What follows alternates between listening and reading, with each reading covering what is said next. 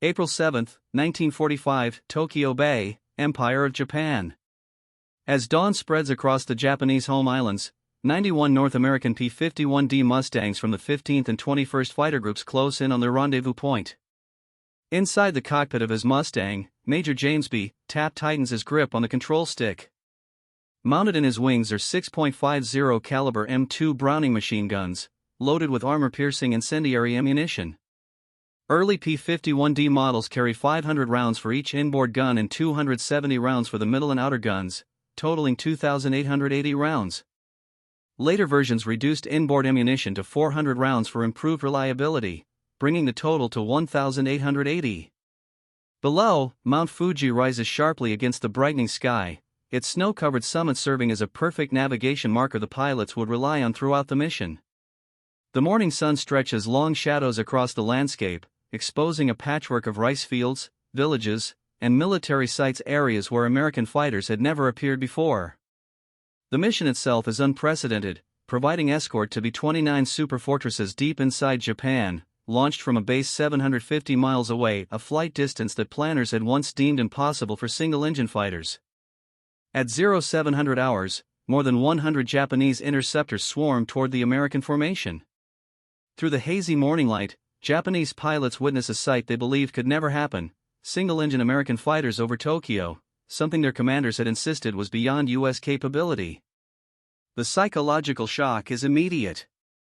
These are not short-range, carrier-launched Navy fighters, but long-range Army Air Force's aircraft that had somehow crossed 750 miles of open ocean to reach the nation's capital. Leading the Japanese defense are pilots flying the Nakajima Ki-84 Hay-8, Japan's fastest and most advanced fighter, mixing with older Ki-43 Hayabusas, Ki-44 Shokis, Ki-61 Hents, and Navy A-6M0s and N-1K2J Sherdens. The Ki-84 could outclimb and outmaneuver the P-51 and the P-47 Thunderbolt under certain conditions. But what follows will highlight the tremendous technological divide between two nations' approaches to aerial warfare, proving why American industry produced what many called the ideal long-range escort fighter. The North American P-51D Mustang entered the Pacific theater with a legendary reputation already built in Europe, where it had shattered the Luftwaffe's effectiveness and made daytime bombing of Germany feasible. Originally developed for Britain, early Mustangs were transformed when the British fitted them with Rolls-Royce Merlin engines, turning them into America's most capable fighter of the war. The shift from early Allison-powered models to the Merlin-equipped versions created one of the most successful international engineering collaborations in aviation history, merging American aerodynamic design with British powerplant brilliance. The combination of the Merlin engine and the Mustang airframe produced the P-51D, giving the U.S. Army Air Forces a high-altitude, long-range fighter capable of escorting bombers all the way to Berlin and back, and now, astonishingly, from Iwo Jima to Tokyo.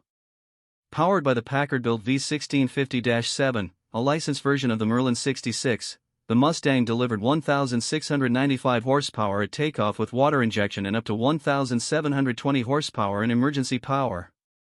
Its two-stage, two-speed supercharger allowed it to maintain performance at altitudes where Japanese engines, limited by single-stage superchargers, struggled to breathe. The P-51D could reach speeds of about 440 miles per hour at 25,000 feet, boast a service ceiling near 42,000 feet, and carried 6.50 caliber Browning machine guns. The firepower math was overwhelming. 6 guns firing roughly 800 rounds per minute each meant 4,800 rounds per minute, or 80 per second. Each 46-gram incendiary round left the barrel at 2,900 feet per second and was capable of piercing armor, igniting fuel, and destroying engines with only a few hits. By late 1944, 14 of the 15 U.S. 8th Air Force fighter squadrons in Europe flew Mustangs, a clear sign of its superiority. American industry was at full power, with North American aviation plants in California and Texas producing P-51s at astonishing rates. At peak output, one new Mustang left the assembly line every hour. By the end of the war, 15,586 Mustangs had been built, with the P-51D alone accounting for 8,156, more than Japan produced of all fighter types combined during the war's last 2 years. The Mustang's extraordinary range, which now brought it to Tokyo, represented a transformation in fighter operations. With dual 110-gallon drop tanks, Mustangs routinely flew 1,500-mile round trips, sometimes pushing to 1,600, comparable to flying from Los Angeles to Little Rock entirely over water in a single-engine airplane with no alternate landing field except the ocean. This capability resulted from the Merlin's fuel efficiency, using only about 65 gallons per hour at cruise, and the Mustang's laminar flow wing, which reduced drag by 35%. This wing design, developed by Edgar Schmidt of North American, kept airflow smooth over more of the wing's surface, delaying turbulence and greatly reducing drag. In sharp contrast stood the Nakajima Ki-84 Hay-8, which entered service in mid-1944, too late and in too few numbers to change the course of the war. Known as Frank by the Allies, it was Japan's urgent attempt to counter American air superiority, but what Japan considered mass production would barely count as prototype-level output by American standards. The aircraft boasted high speed and excellent maneuverability with an armament of up to 230 mm Ho 155 cannons and 220 mm Ho 5 cannons that gave it formidable firepower. On paper, the reality was more complex. The 30 mm cannons carried only 50 rounds per gun. The 20 mm cannons just 150 rounds per gun, giving a total ammunition load of just 400 rounds compared to the Mustang's 1,880 to 280 rounds.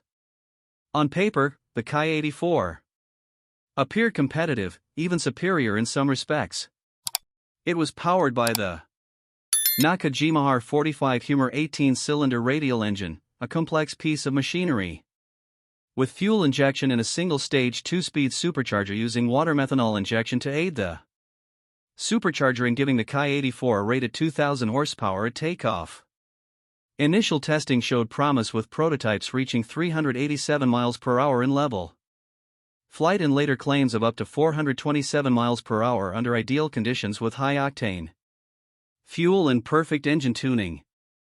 However, the reality of late-war Japanese production told a dramatically different story, one of declining quality, desperate improvisation, and systemic failure.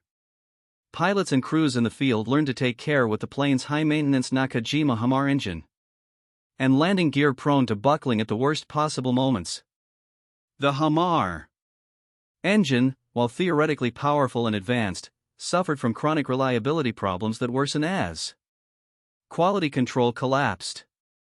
The engine required precise tolerances that Japanese factories under constant B-29 bombardment and lacking quality steel and aluminum could no longer maintain. Many landing gear units were compromised by the poor quality heat treatment of late-war Japanese steel, often containing impurities that made proper hardening impossible. As a result, many hiatus suffered strut collapses on landing, writing off aircraft that Japan could not afford to lose and killing pilots that took months to train. The disparity in production quality reflected the broader industrial crisis facing Japan, a nation that had gambled everything on a short war and lost.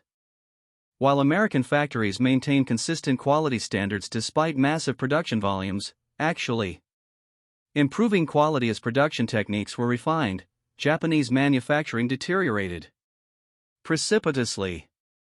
Progressive deterioration in quality control meant that pilots never knew how individual aircraft would perform, whether the brakes would work, whether the engine would hold together at high power settings, and even whether they would be able to climb high enough to intercept B-29 Superfortresses cruising.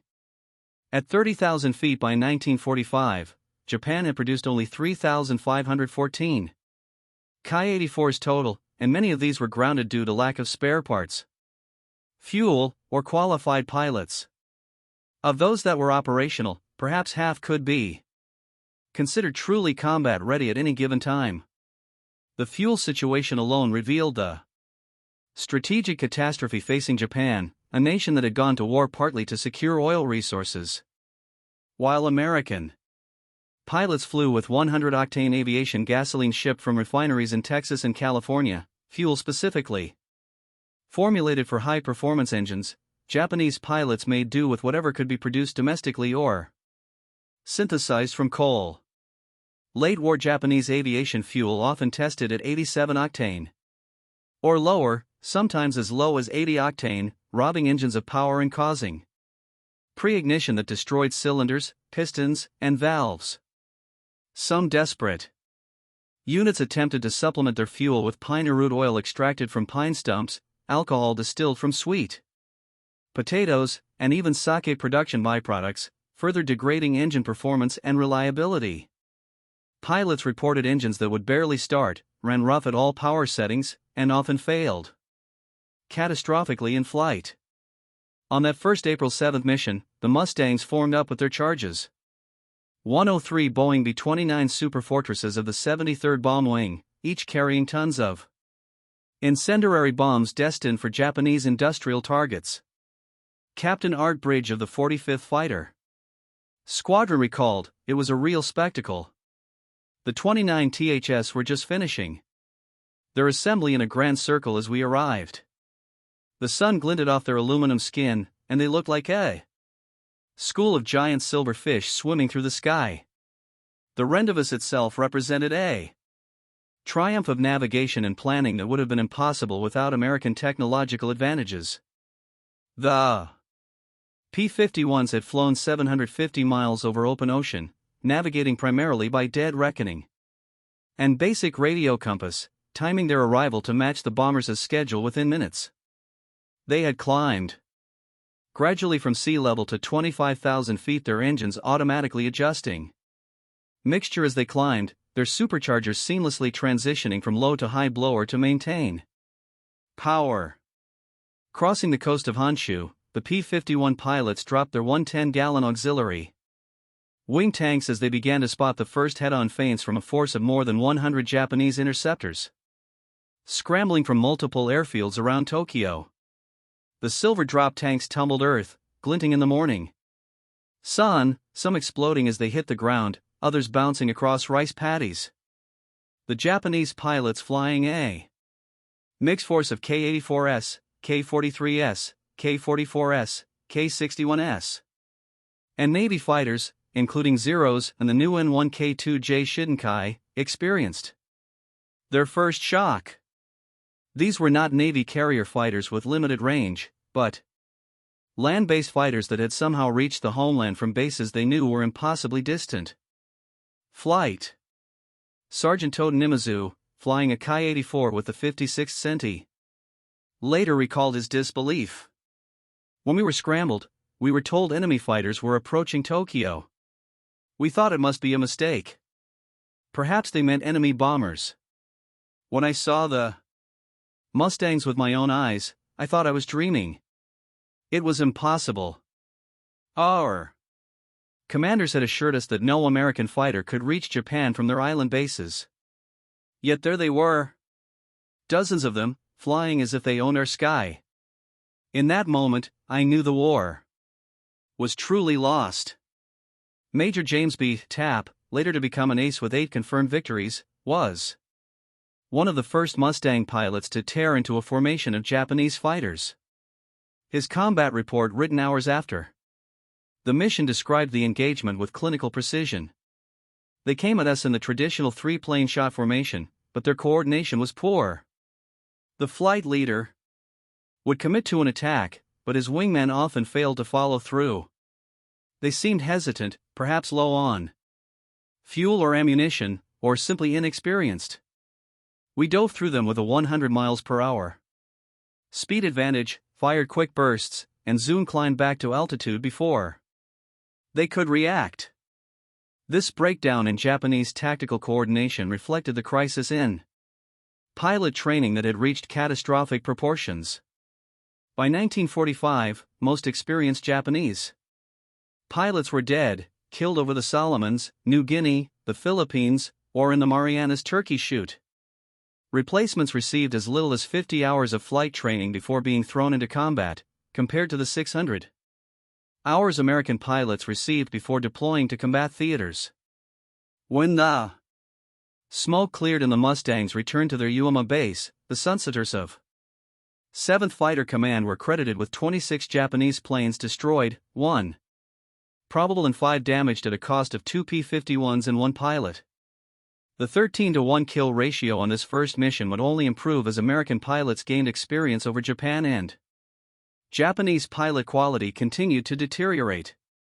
Within weeks, kill ratios of 20-to-1 or Even 30-to-1 would become common, reflecting not just American superiority, but Japanese desperation. The performance differential between the aircraft became starkly apparent in combat, particularly in the vertical dimension where air combat was increasingly fought. The P-51D's superiority was particularly evident above 20,000 feet, the altitude where most interceptions took place. At these altitudes, the Merlin engine's two-stage supercharger maintained sea-level power while Japanese engines struggled for breath. The first stage compressed the thin air, cooled it through an intercooler, then fed it to the second stage for further compression, delivering dense oxygen-rich air to the cylinders. The Ki-84's single-stage supercharger, lacking an intercooler in second stage, caused power to drop off dramatically above 20,000 feet, reducing its speed advantage and climb rate precisely where most interceptions occurred. At 30,000 feet, the Ki-84 could barely maintain 350 miles per hour, while the P-51D could still achieve 420 miles per hour. Lieutenant Jerry Yeelan of the 78th Fighter Squadron, who would fly the last combat mission of the war on August 14, 1945, August 15 in Japan, described a typical engagement with vivid detail. "We'd spot them climbing up to meet us, leaving dark exhaust trails as they firewalled their throttles. But by 25,000 feet, they were wallowing like fish out of water. Their engines were smoking, probably running too rich because their superchargers couldn't provide enough air. We dived through their formation with our 650s blazing, the tracers looking like laser beams, and they simply couldn't match our speed in the dive or our zoom climb afterward. Our Merlin would sing as we pulled up, G-forces crushing us into our seats, while their radials would cough and sputter, struggling to maintain power. The P-51D could dive at speeds approaching 500 miles per hour while maintaining control authority, its laminar flow wings remaining effective even in the transonic regime. Whereas Japanese fighters often experience control reversal or structural failure at speeds above 400 miles per hour in a dive. Their control surfaces blanking out or their wings simply tearing off.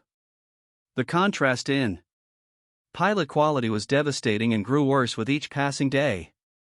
American pilots arriving at UAMA typically had 400 to 600 hours of flight time, including 100-plus hours in type, dozens of hours of gunnery practice, and extensive combat training against experienced instructors, flying captured enemy aircraft or accurate simulations. They had practiced formation flying until it was second nature, instrument navigation in all weather conditions, deflection shooting at towed targets, and combat tactics developed from 3 years of air warfare experience.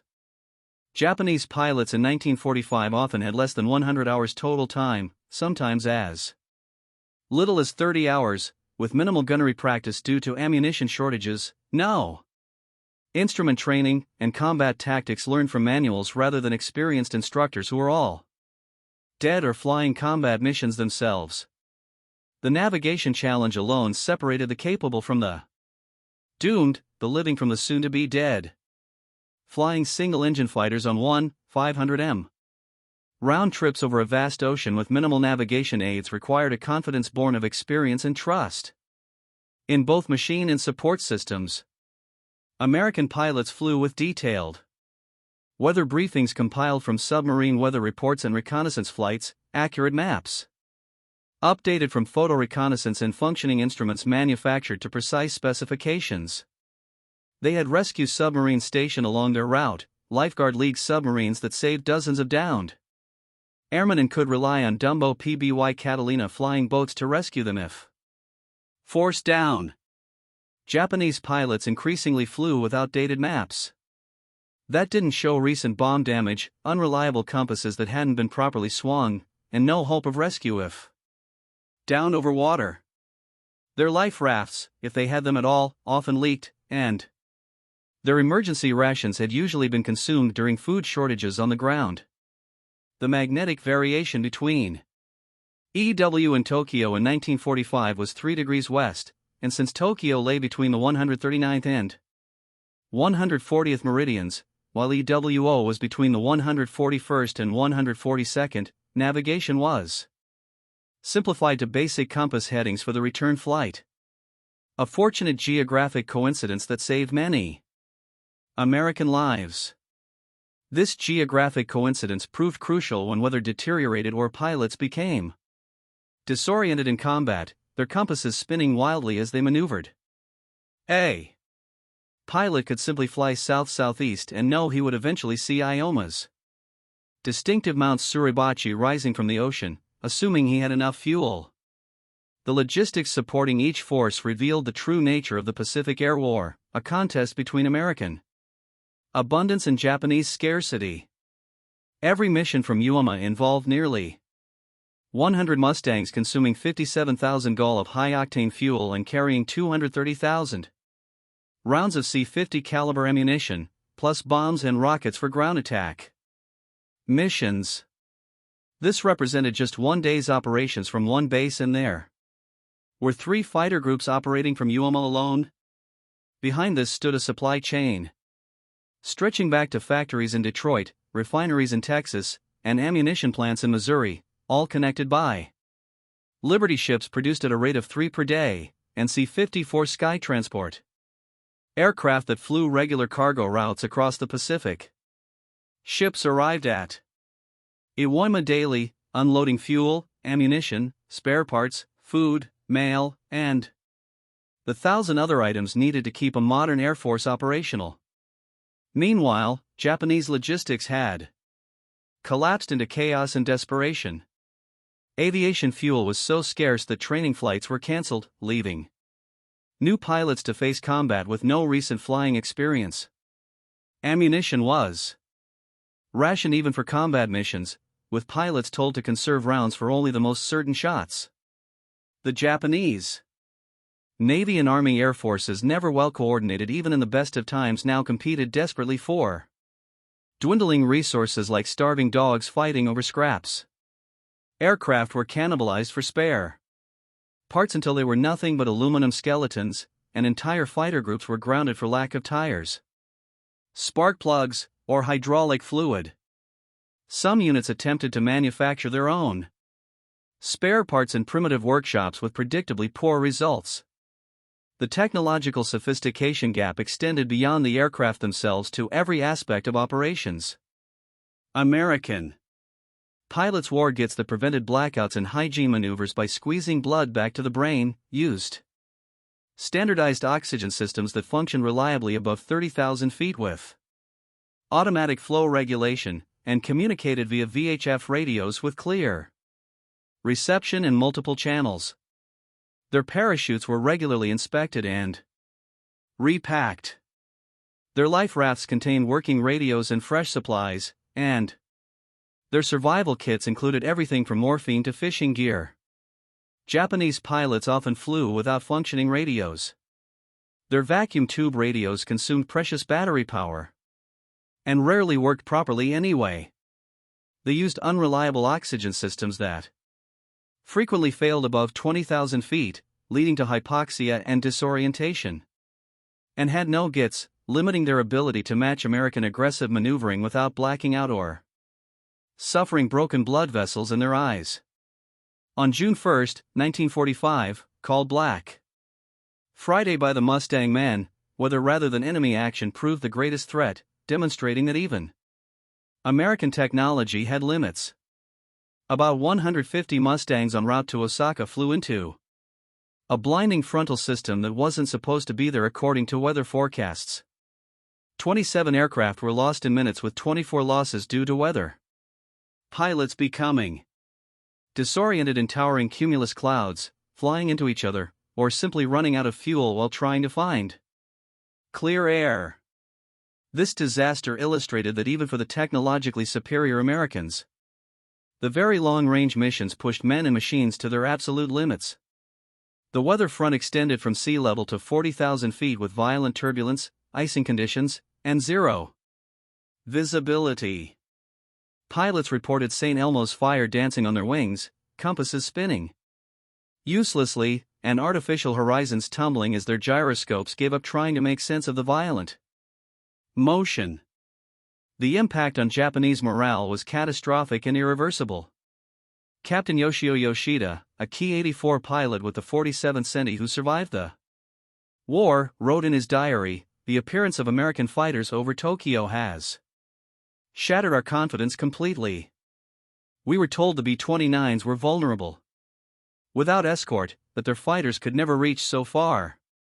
Now we see Mustangs over the palace itself, strafing our airfields in broad daylight, shooting down our best pilots. As if they were beginners. How can we defend the emperor when the enemy's fighters roam freely over the sacred homeland?" The sight of those Mustangs with their invasion stripes so confident, so numerous, tells us what? Our leaders will not. The war is lost, and we are simply waiting to die. VLR missions were a test of flying skill, said Major Tapp in a post-war interview. Battling Japanese fighter pilots caused your adrenaline to flow, but getting from point A to point B was the hardest part. The ocean was endless, featureless, hypnotic. You'd check your compass constantly, wondering if it was wrong, if you'd somehow gotten turned around. The physical and mental strain was enormous and cumulative.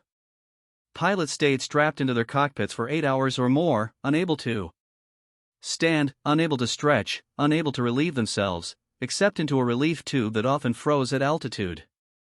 They dealt with cramping legs that felt like they were being stabbed with needles, numb buttocks that made them wonder if they'd ever walk again, and the constant anxiety of flying a single-engine aircraft over vast stretches of empty ocean where one mechanical failure meant almost certain death.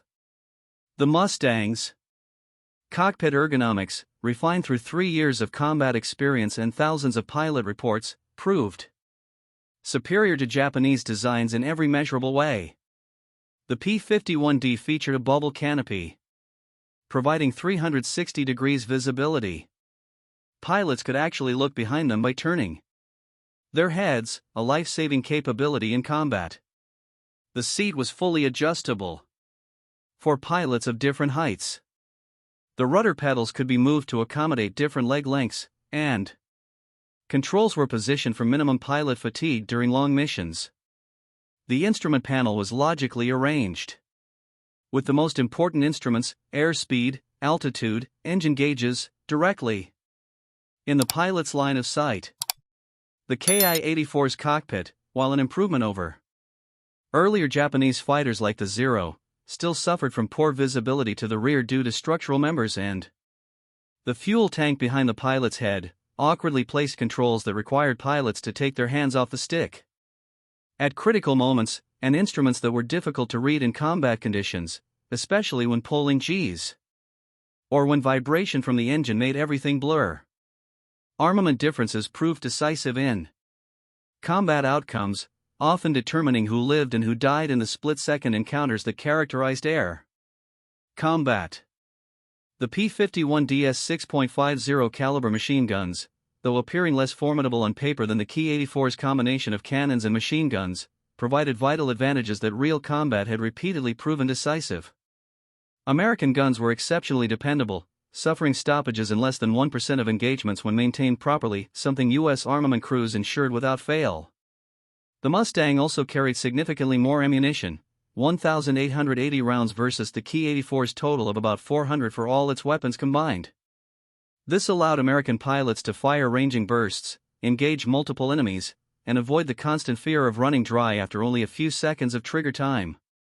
The ballistic behavior of the .50 caliber round was well documented and predictable, enabling U.S. pilots to hit targets reliably from 400 yards. Japanese pilots, using mixed armament, faced the opposite problem. Their cannon shells and machine gun rounds followed different trajectories and required different convergence points. This made accurate shooting beyond short range extremely difficult. Training differences made the gap even wider. American aviators fired thousands of rounds during their preparation, learning how to lead a moving aircraft, judge distance, and fire short, controlled bursts to avoid overheating weapons. They practiced with towed targets, camera gun exercises, and mock dogfights until deflection shooting became second nature. Japanese pilots in 1945 were often lucky to fire even 100 rounds in training. Ammunition reserves were so limited that practice firing was seen as a luxury, not a necessity. Many new pilots entered combat having never tested their guns in flight, forced to learn accurate shooting while being shot at. The Sunsetter's final aerial engagement occurred near Tokyo on August 10, 1945, when the 15th and 506th Fighter Groups claimed 7 enemy aircraft, one of the last dogfights of World War II. By this stage, Japanese resistance had dwindled to little more than symbolic effort. Fuel shortages kept most fighters grounded, their remaining aviation gasoline diverted to kamikaze units. Those who did take off were frequently young, barely trained teenagers, students who had been in school only months earlier. In total, the Mustangs flying from Iwo Jima were credited with 206 Japanese aircraft destroyed between April and August 1945, accounting for roughly 75% of all P-51 victories in the Pacific. The real number was likely higher, since many aircraft that crashed in forests or cities were never confirmed. The strategic consequences went far beyond aerial kill counts. With P-51s providing long-range escort, B-29 bombers were able to strike in daylight with much greater precision, steadily dismantling Japan's industrial infrastructure. Already weakened by shortages and constant air raids, Japanese production collapsed under the weight of accurate daytime bombing. The psychological blow was equally severe. Japanese civilians could witness American fighters attacking airfields, strafing trains, and destroying ships in Tokyo Bay, clear proof that the empire no longer controlled its own skies. The long-held traditional belief in a divine wind protecting Japan was shattered the moment American fighters circled over the imperial palace. Lieutenant Colonel John R. Morgan of the 457th Fighter Squadron flew multiple photo reconnaissance missions in a specially modified P-51D equipped with cameras instead of guns. His reports exposed the complete breakdown of Japanese aviation. "We'd fly over airfields intelligence claimed had hundreds of aircraft," he recalled. "We find maybe a dozen that could actually fly. The rest were stripped for parts, no engines, no propellers, just empty shells. They moved wrecks around to fool our photo analysts, but we could tell the difference. Some airfields even used wooden decoys, painted to resemble real fighters, trying to lure our attacks away from their surviving planes." Industrial capacity told the story plainly.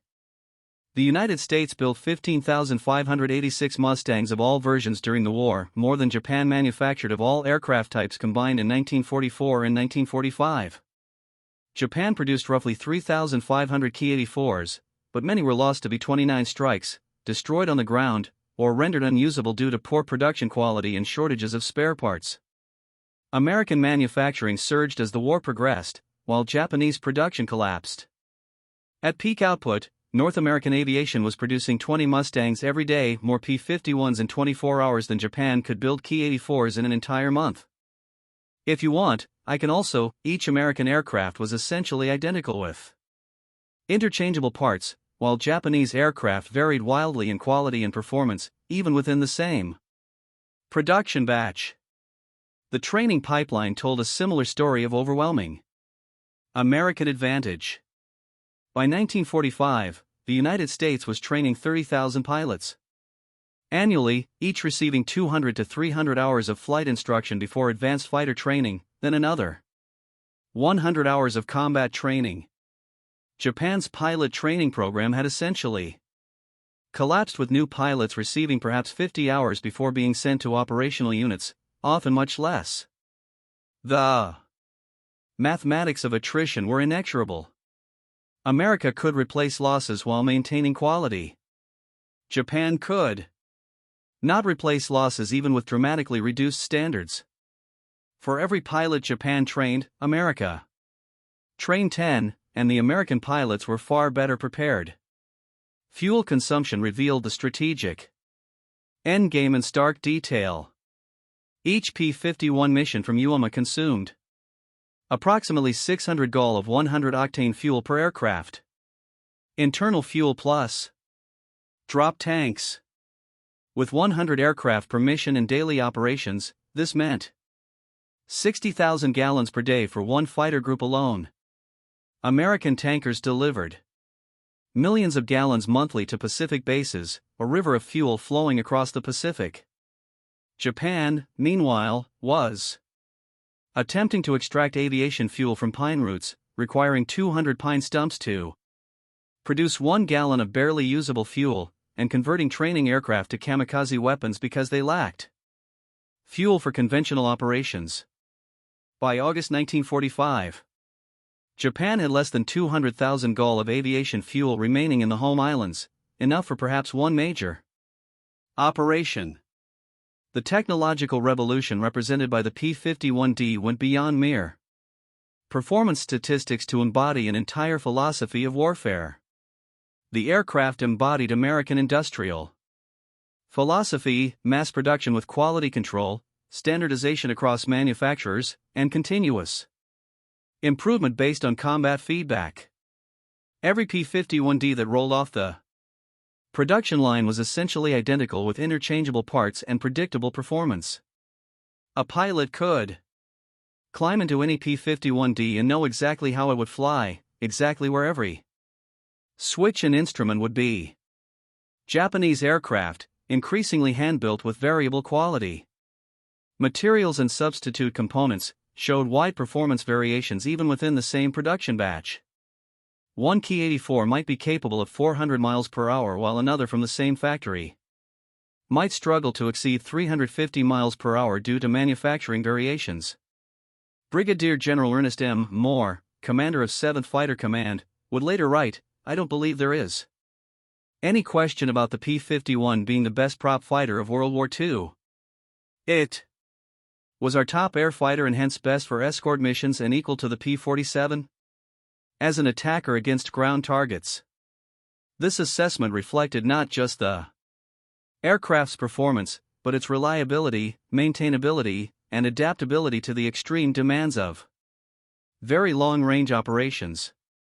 The P-51 could be refueled and rearmed in 30 minutes, could fly twice a day if needed, and could operate from rough coral runways that would have destroyed more delicate aircraft. The maintenance statistics were telling and revealed another dimension of American superiority. P-51DS at Iwo Jima maintained an operational rate above 80% despite the harsh conditions. Volcanic dust that got into everything, salt air that corroded aluminum, and minimal facilities that meant most maintenance was performed outdoors. Ground crews could perform engine changes in 4 hours using mobile cranes and standardized procedures, and battle damage that would ground a Japanese fighter for weeks could be repaired overnight using prefabricated parts flown in from the States. The Ki-84, even when fuel and ammunition were available, suffered from serviceability rates below 40%, sometimes as low as 20%. The complex humor engine required specialized tools that often didn't exist, trained technicians who were mostly dead or drafted into combat units, and spare parts that had to be hand-fitted because manufacturing tolerances were so poor. Weather reconnaissance provided another crucial advantage that saved countless American lives. Dedicated B-29s flew weather reconnaissance missions hours before fighter operations, reporting cloud conditions, wind speeds, and frontal systems. These weather birds provided detailed meteorological data that helped plan routes around the worst weather. Though, as Black Friday showed, weather could still surprise even the best prepared missions. Japanese forces lacking such capabilities often flew blind into weather that destroyed entire formations. The American ability to predict and avoid weather fronts reduced operational losses significantly, while Japanese units suffered catastrophic weather-related losses that exceeded combat casualties. The communication infrastructure supporting American operations was revolutionary for its time. High-frequency radio beacons transmitted from submarines and island bases.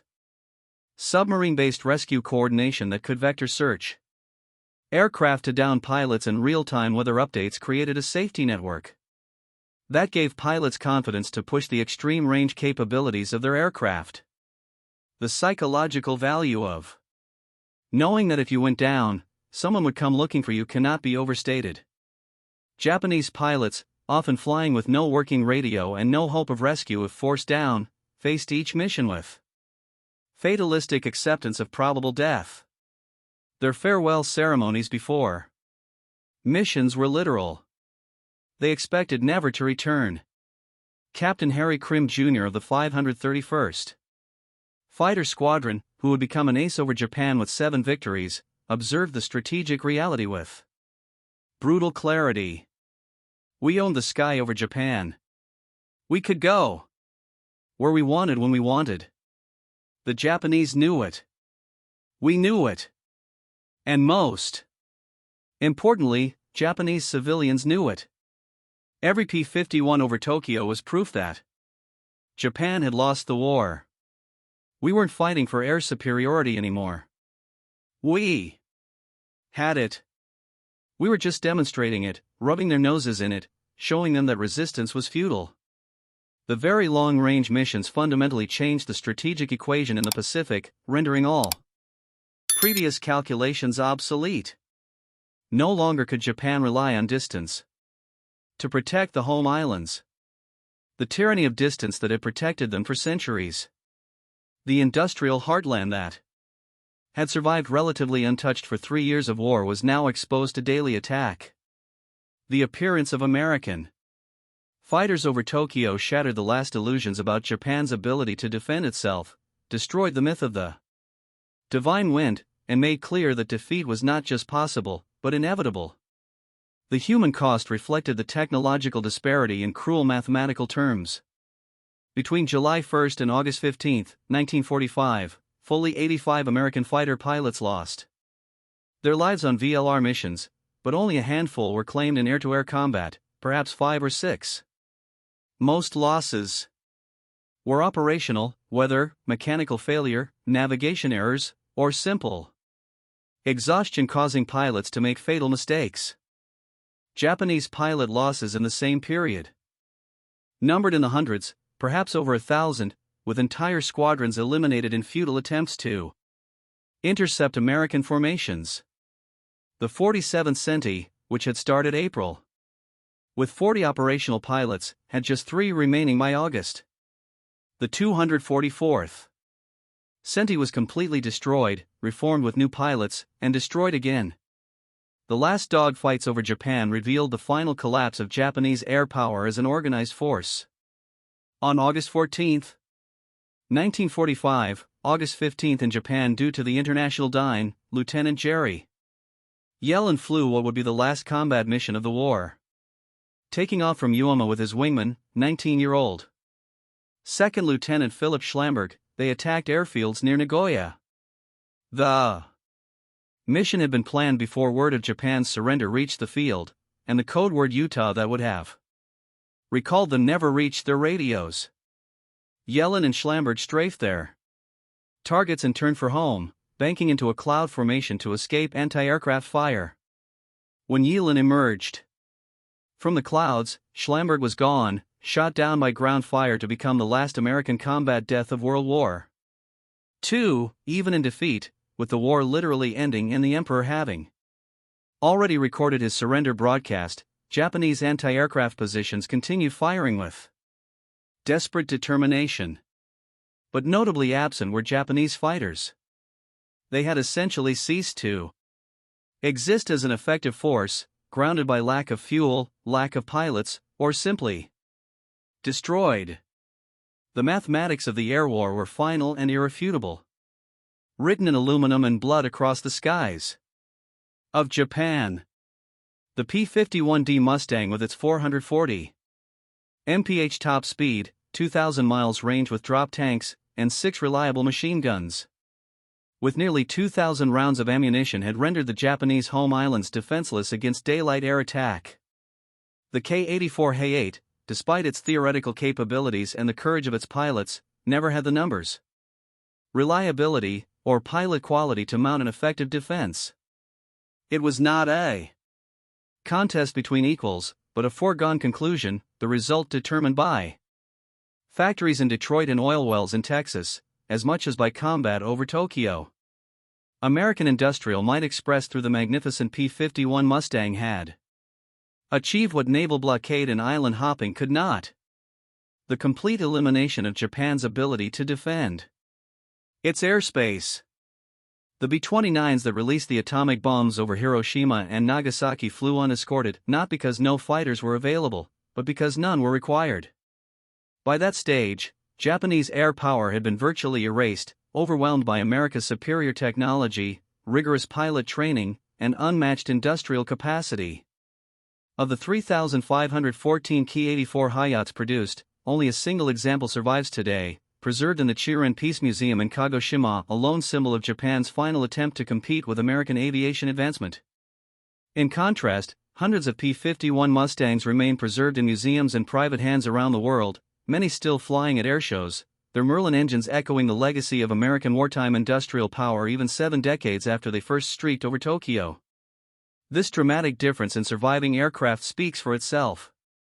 American fighters were engineered for longevity, maintained with precision, and later recognized as valuable historical artifacts.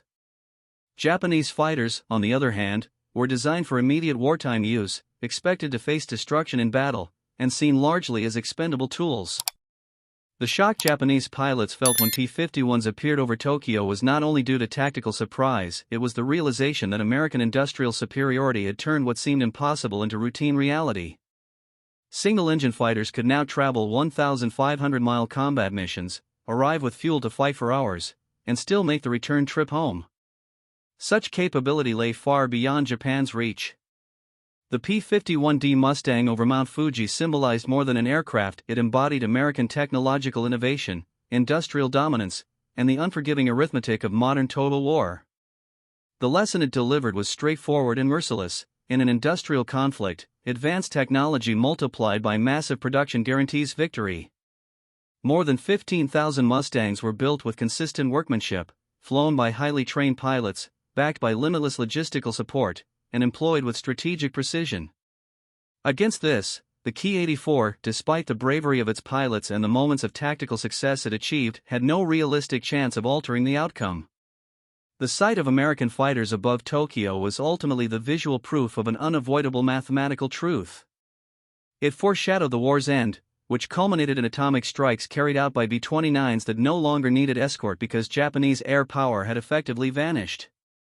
The Mustangs had fulfilled their role with relentless effectiveness, demonstrating that range provided no safety, industry outweighed valor, and properly executed technological superiority was unbeatable.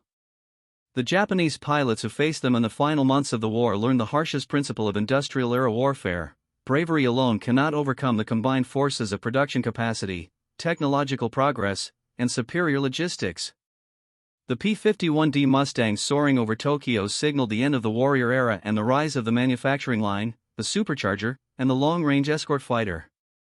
The divine wind was eclipsed by engineering, the traditional warrior spirit overwhelmed by industrial power, and the empire of the rising sun ultimately overshadowed by wings of aluminum and engines forged from steel.